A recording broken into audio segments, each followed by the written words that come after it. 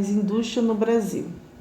No início do período republicano, a maior parte dos investimentos para a instalação de indústria tinha origem nos lucros gerados pela cafeicultura. Assim, nesse período, o crescimento da industrialização no Brasil ocorreu principalmente na atual região sudeste do país. Entre as principais indústrias estavam as de tecelagem e as de produtos alimentícios. Agora eu vou falar sobre o trabalho nas fábricas. As condições de trabalho nas fábricas eram precárias. Como não havia direitos trabalhistas nessa época, as jornadas de trabalho chegavam a 14 horas por dia e muitas vezes os operários não tinham direito a descanso e aos finais de semana. A instalação era inadequada e os ambientes eram sujos, mal iluminados e mal ventilados. Com isso, os operários se uniram. Muitos se uniram para reivindicar melhorias, pois estavam insatisfeitos com as condições de trabalho. Vários dos imigrantes que trabalhavam nas fábricas já haviam atuado na luta por direitos trabalhistas em seus países de origem. Assim, as ideias desses imigrantes contribuíram para que os operários criassem as primeiras associações de trabalhadores, que mais tarde deram origem aos primeiros sindicatos do trabalho do Brasil. Nas reuniões dos sindicatos, os operários procuravam organizar estratégias para que suas reivindicações fossem atendidas. Na luta por direitos, os trabalhadores se organizaram muitas greves. Em suas reivindicações estava a redução da jornada de trabalho, maior segurança nas fábricas e aumento salarial, férias remuneradas e proibição do trabalho para menores de 14 anos. Futebol. Atualmente, futebol é um dos esportes mais conhecidos e praticados no mundo.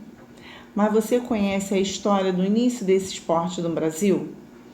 O futebol foi introduzido em nosso país no final do século XIX. Inicialmente, ele era um pouco conhecido e apenas pessoas ricas tinham condições de praticar esse esporte, pois os equipamentos eram caros e raros.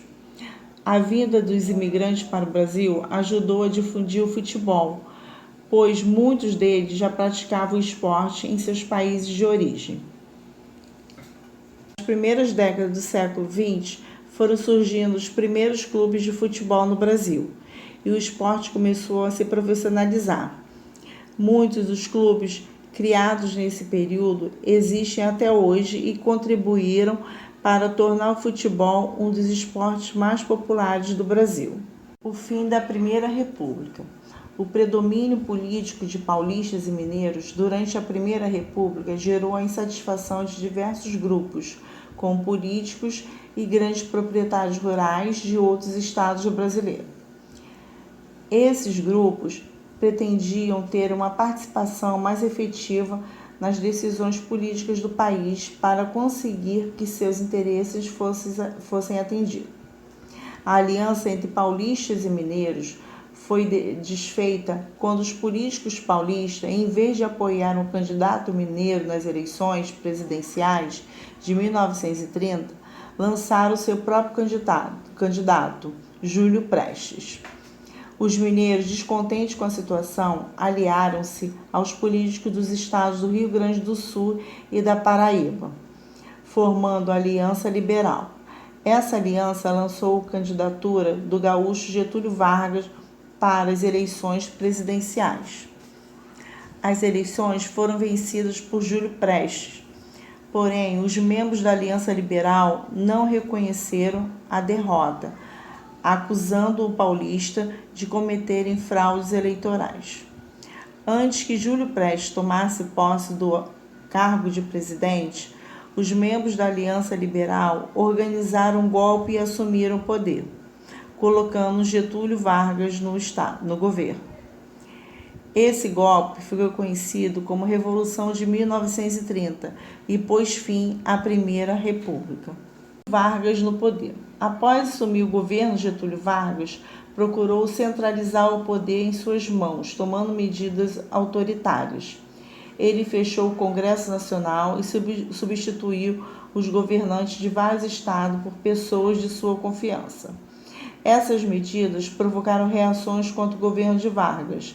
Em 1932, teve início em São Paulo a Revolução Constitucionalista, um movimento que exigia a elaboração de uma nova Constituição para o país.